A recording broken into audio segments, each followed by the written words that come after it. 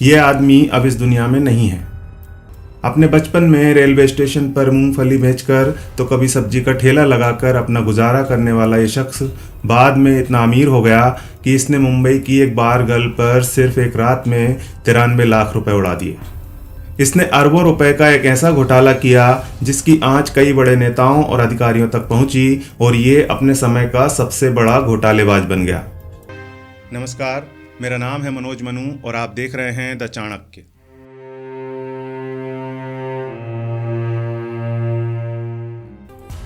कौन था अब्दुल करीम तेलगी और क्या है उसकी पूरी कहानी, आपको बताते हैं।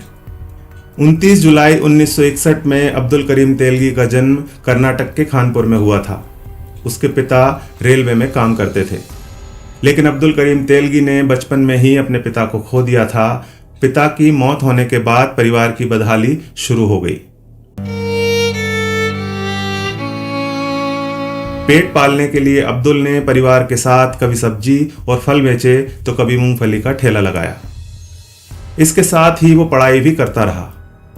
जैसे तैसे करके उसने कर्नाटक के ही बेलगावी से बीकॉम की डिग्री हासिल कर ली और मुंबई चला गया। मुंबई में कुछ काम करने के बाद और ज़्यादा पैसा कमाने वो सऊदी अरब चला गया। 7 साल सऊदी में बिताने के बाद अब्दुल करीम तेलगी वापस मुंबई चला आया और यहीं से शुरू हुआ तेलगी का फर्जीवाड़ा। तेलगी ने अरेबियन मेट्रो ट्रेवल्स के नाम से एक कंपनी खोली और लोगों को नौकरी और मजदूरी के लिए सऊदी अरब भेजने का काम शुरू कर दिया। इस काम के लिए वह लोगों के फर्जी दस्तावेज और फर्जी पासपोर्ट बनवाने लगा, लेकिन उसका एक गैर कानूनी धंधा ज़्यादा दिन नहीं चल सका। अब्दुल करीम तेलगी का यह फर्जीवाड़ा साल 1991 में उजागर हो गया और मुंबई पुलिस ने उसे गिरफ्तार कर लिया, जिसके बाद उसे जेल जाना पड़ा।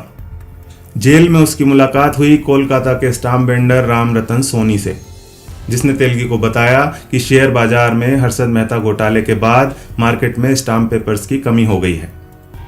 यहीं से उसे बड़े पैमाने पर स्टाम्प बेचने का आइडिया मिला। साल 1994 में तेलगी ने राम रतन सोनी के साथ मिलकर कानूनी तौर पर स्टाम्प विक्रेता का लाइसेंस हासिल कर लिया। ये लाइसेंस उसे मिला था असली स्टाम्प बेचने के लिए, जिसके बदले उसे कमीशन मिलता, लेकिन अब्दुल करीम तेलगी का मकसद ये बिल्कुल नहीं था। इस लाइसेंस की आड़ में वो खुद नकली स्टाम्प पेपर छापकर बेचना चाहता था, जिससे कि स्टाम्प बिक्री का पूरा पैसा उसकी जेब में आ जाए। नकली स्टाम्प छापने के लिए उसे एक मशीन चाहिए थी और मशीन की जुगाड़ के लिए उसने अपने संबंधों का इस्तेमाल किया। अब्दुल करीम तेलगी ने नासिक की स्टाम्प बनाने वाली सरकारी मशीन को बेकार घोषित करवा दिया और भंगार की कीमत में उसे खुद खरीद लिया। इसी मशीन के सहारे अब्दुल करीम तेलगी नकली स्टाम्प छाप कर बेचने लगा। अपने इस फर्जी कारोबार को बड़े स्तर पर करने के लिए उसने MBA करने वाले और दूसरे उच्च शिक्षित 300 युवाओं को अपने यहाँ नौकरी पर रख लिया। ये लड़के उन संस्थानों में जाते थे जहाँ स्टाम्प का ज़्यादा इस्तेमाल होता था। बीमा कंपनियों, विदेशी निवेशकों, बैंकों और शेयर बाजार से जुड़े लोगों को ज़्यादा कमीशन देकर स्टाम्प बेचे जाने लगे। अब्दुल करीम तेलगी ने देश के 18 राज्यों के 70 शहरों में अपना नकली स्टाम्प का कारोबार फैला दिया। इस काम में अब्दुल करीम तेलगी अकेला नहीं था। कई बड़े नेताओं और पुलिस अधिकारियों तक इस काली कमाई का हिस्सा पहुंच रहा था। यही कारण था कि साल 2001 आते आते देश भर में उसके खिलाफ 2 दर्जन से ज़्यादा केस दर्ज हो चुके थे, लेकिन फिर भी उसकी गिरफ्तारी नहीं हो सकी थी। अकेले महाराष्ट्र में ही उसके खिलाफ 1 दर्जन से ज़्यादा मामले दर्ज थे। अब्दुल करीम तेलगी किस कदर बेहिसाब दौलत बना रहा था, इसका अंदाज़ा इसी बात से लगाया जा सकता है कि उसने सिर्फ एक रात में तरन्नुम खान नाम की एक बारवाला के डांस पर 93 लाख रुपए उड़ा दिए थे।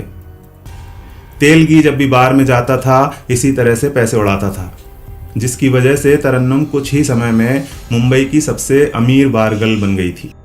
साल 2000 के अगस्त महीने में बेंगलुरु पुलिस ने फर्जी स्टाम्प पेपर ले जाते हुए 2 लोगों को गिरफ्तार कर लिया। इस मामले में जब जांच शुरू हुई तो इस फर्जी स्टाम्प घोटाले की परतें खुलना शुरू हुई।